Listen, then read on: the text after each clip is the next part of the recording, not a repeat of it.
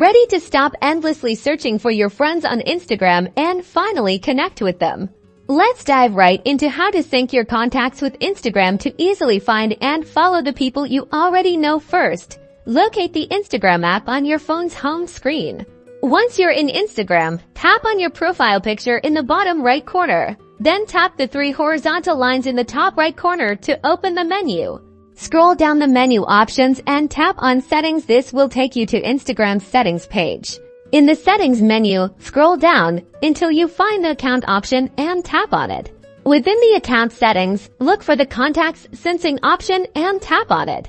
You'll now see a screen that prompts you to connect your contacts. Tap the Connect Contacts button. Instagram will now ask for permission to access your contacts. Tap Allow to grant access. Once syncing is enabled, the button will change to Disconnect Contacts. Instagram will start suggesting accounts for you to follow based on your phone's contacts. You can now go to the Discover People page, usually found by tapping on the magnifying glass icon at the bottom.